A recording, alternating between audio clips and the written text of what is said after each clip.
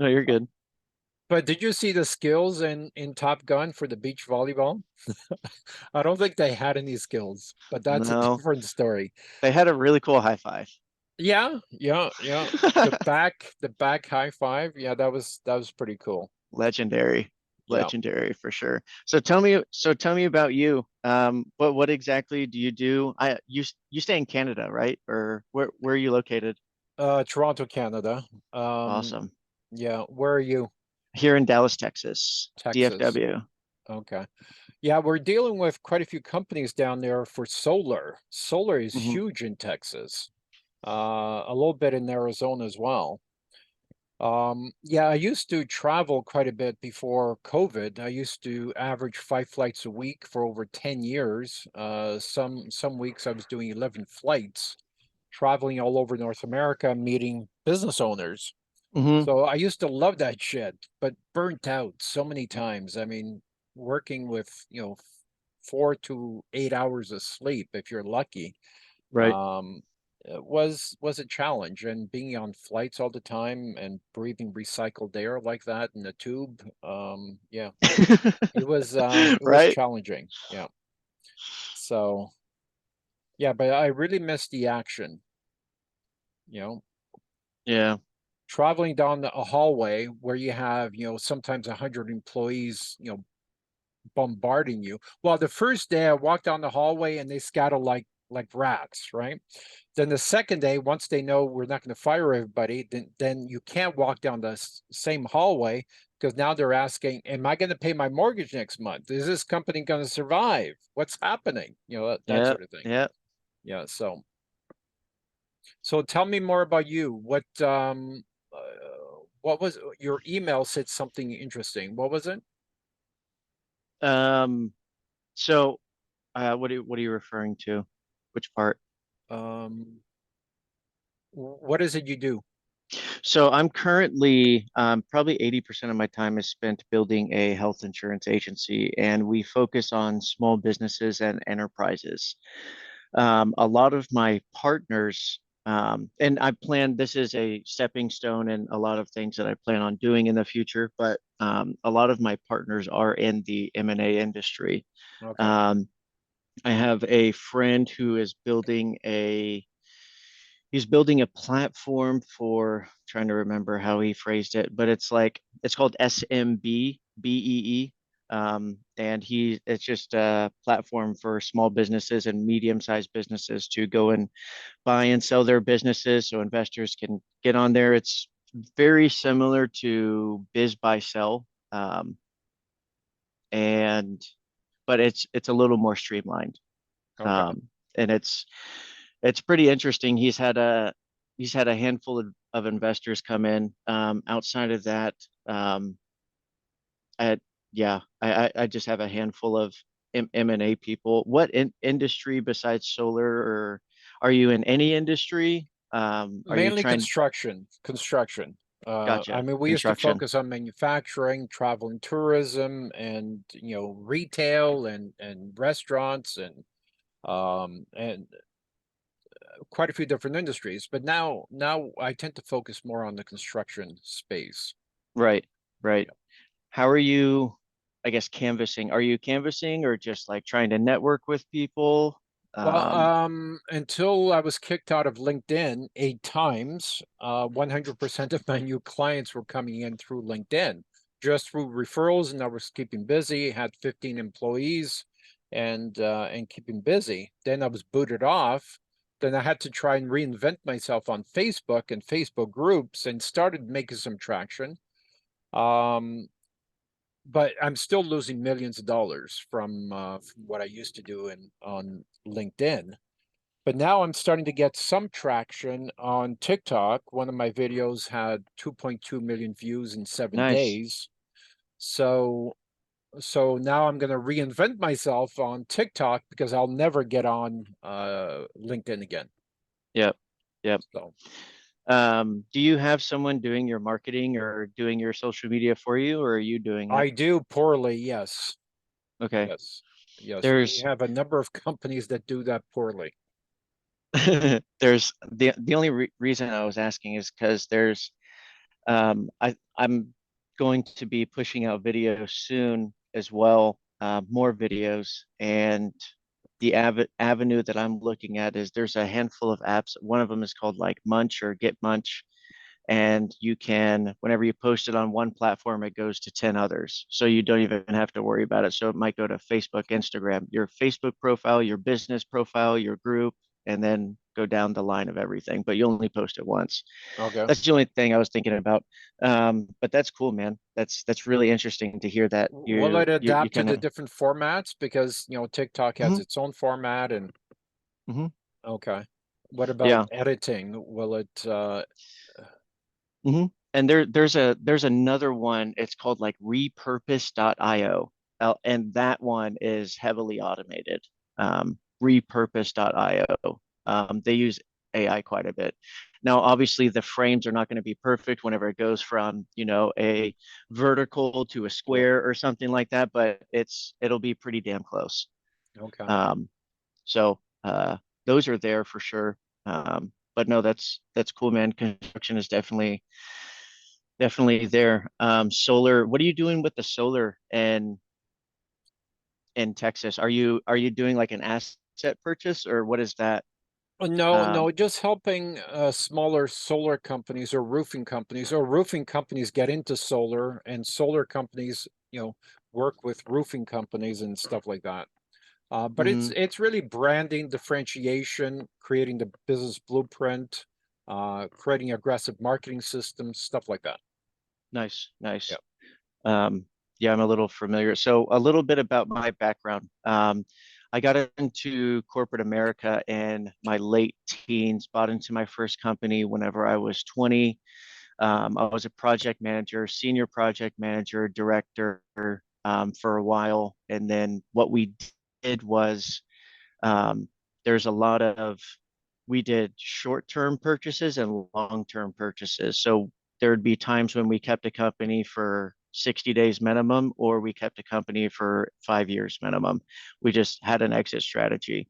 Depending on the opportunity that we saw, would really play with our exit strategy. And kind of for an example, we would out like we went to I guess a smaller town, got about 40 plumbing companies, and then resold that to Roto-Rooter, like as an example.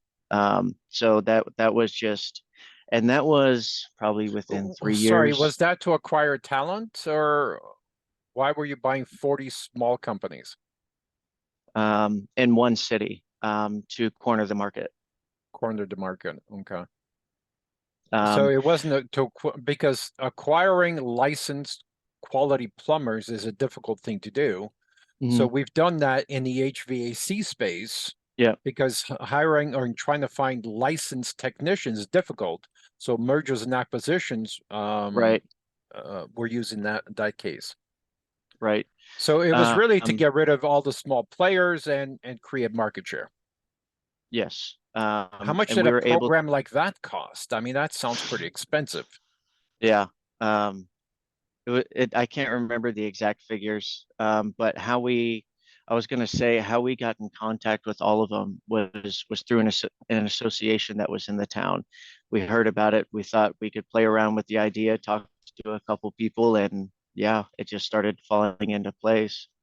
Um, it actually wasn't, the more the headache was on the operations side because procedural management and, you know, getting all these mom and pop shops into corporate kind of structure is a little difficult, especially Right. with So did you people management. rebrand all these small companies into? Yeah. Okay. And then they were kind of under an umbrella in the beginning before we talked to Roto-Rooter at the time. Um, this was 2015, 2015, Sounds like a 2016. lot of work. And I was the punching bag. I Okay, was the you were the punching one bag. going around to to all these Yeah, mom and pops. yeah. So my secret sauce was this wasn't just the only project that we did. We did a lot of other stuff. We were mainly in financial services, but the what I specialized in doing was going into the businesses, figuring out their process, mapping it out, quantifying it, building it into a system so their process doesn't change much, but now it's digital. Um, and that's how I was able to scale and merge all of these plumbing companies by pretty much designing a software and creating processes and integrations into their daily Wow, stuff. that sounds daunting. That reminds me of a roofing company that was really their processes were designed upside down. They were still using paper, pen to paper contracts. Okay. And they Yeah. wanted us to design or redesign the software upside down to fit them instead of turning them right side up to fit the software. That sounds like one of your scenarios. hmm Um, yeah. So there's actually one of my favorite projects that I worked on.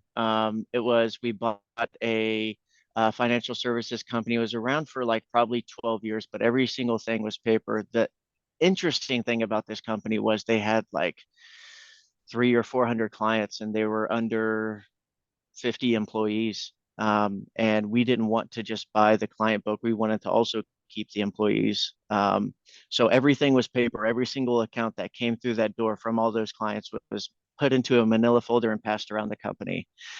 And that took about probably a month to design the processes with everyone, and then probably 4 more months to execute it into digital format. Um, Okay. but again, the hardest part was managing the people, getting them to actually use the digital system from paper because they were used to what they were doing. They did it for 10 years. Mhm. Um, so yeah, but that was probably one of my favorite projects for sure. And I still keep in contact with a lot of those people because we butt heads quite a bit, but we still made it through. Made quite a bit of money doing it, but it was good. It was good. So you're mainly looking for construction, and you said you're in solar. Construction, does it matter in what, like region, area, state, or anything No, like no, that? I own shares in 19 different companies all over North America. We're working on four other companies right now. Hmm. So I don't care the area, but what I do care is the partnership. It has to Right. be the right type of partnership. For example, I've been looking for a partner for 20 years to start a painting uh, franchise system, and each time that I think I found one, the relationship falls apart. I've been looking Yeah. for a bookkeeping one, and one just fell apart a few months ago. So it's the partnership that's crucial because they run Right. the operation. I only want to design it and create the systems and the blueprint and the marketing systems and so on, and they run day to day. So there has to be a lot of trust and there has to be the right mindset and so on. Yep. It's definitely, man, it's really hard to find the right partners. I mean, you Yeah. know that more than I do. Well, my Um, first one cost me $7 million, so I'm a little bit cautious. Dang. $7 million plus a divorce. So Wow. yeah. That's amazing. Yeah, that's tough. That's tough. So what are you doing today? Sorry, we only have a few more minutes. So today, I actually, well, really, I'm organizing a bunch of stuff today. I've been writing a book also. I wanted to format a little bit. Today was just kind of organize and get everything ready for the week. Um, but I mean, today in terms of a career or a company or not so specifically today. yeah, okay, you got it. Um, so I am building Sterling Health. It's the health insurance agency, mainly small businesses and enterprises. So that's really my network.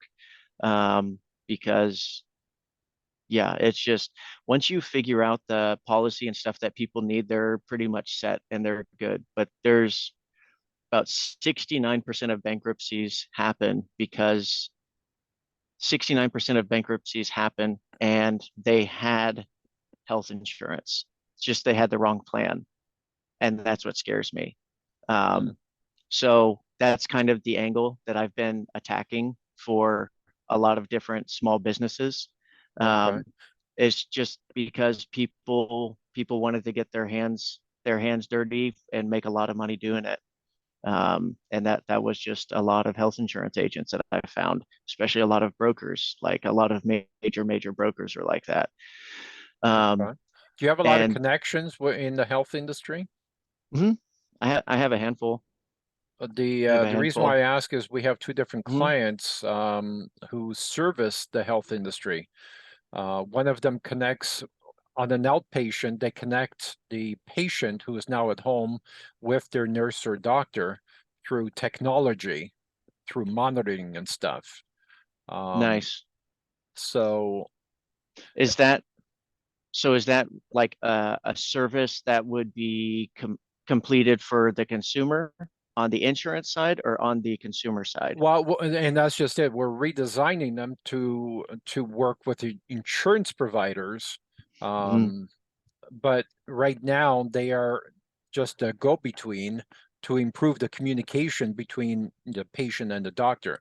They have Yep. constant monitoring, they have systems in place and machinery in place to check their health. Yep. And they have nurses on call as well. That's a different level of service. Yep. Yep. But and there's two different companies in that space. See, every Friday I sit on a board, a fairly large board where multinational companies come in and present their problems, and Hmm. usually it's money related, but sometimes we solve their logjam or solve their problems. And these are some of the companies that we meet every Friday. That's pretty interesting, man. That's cool. Hmm. So it's like a dragon's den, but it's Yeah. But you're solving everyone's problems. well, we try. I mean, Yeah, it's not right? easy to find $300 million as an Yeah. example, right? Yeah. But a lot of the problems, they think it's money related, but it's not.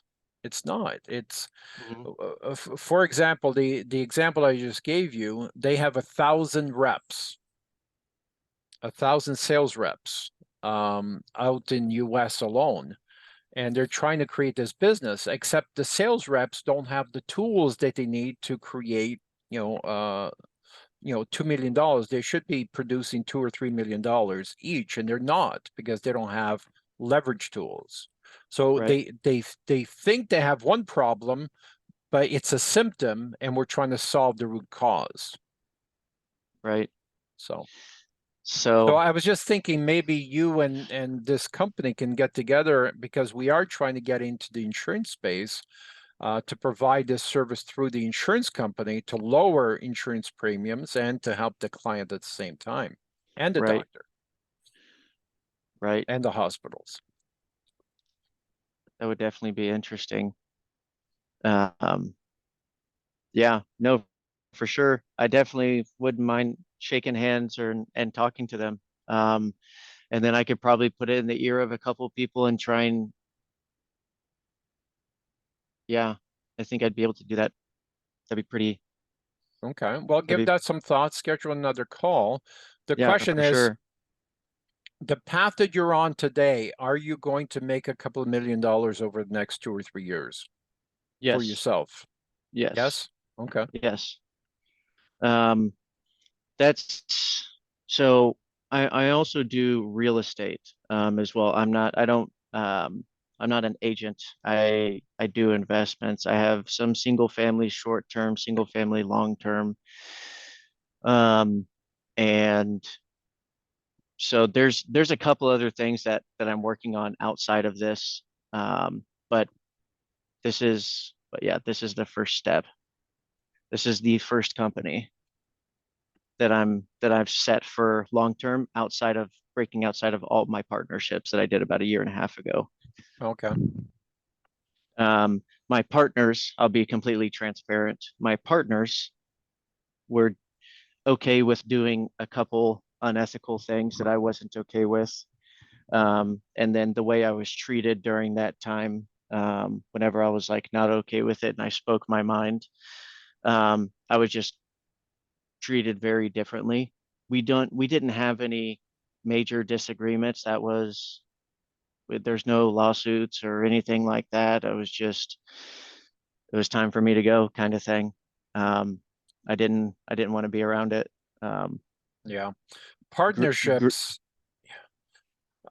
I get a lot of calls, and usually it's when partnerships go haywire, but we don't spend enough time designing the partnerships. And that was my mistake at the beginning as well.